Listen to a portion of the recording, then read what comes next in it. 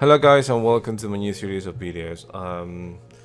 We know that building Angular applications for an enterprise is not easy, and when you need to share code between Angular applications, either mobile or web, it's even harder.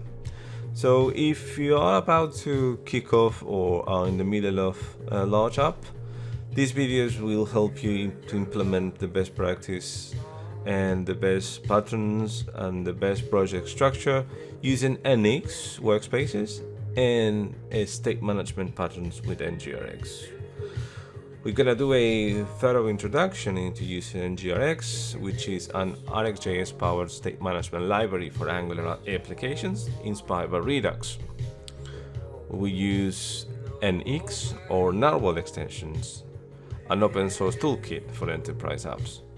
NX is designed to help you create and build enterprise Angular apps with proven project structure and patterns.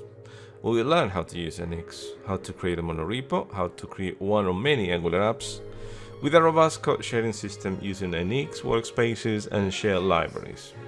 We're gonna build and test an NX application implementing NGRX actions, reducers, effects, entity adapters, on-push change detection, and a single immutable data structure called the store.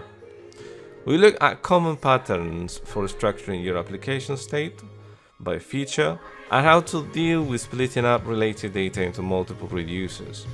Then we will look into how to create selectors to combine multiple slices of state from the store, and by the end of this video we will have a built and working NX and NGRX applications you can extend into an enterprise application. So by the end, you will walk away with all the video instructions and the source code. So join me and code along as we build and learn to make awesome Angular apps.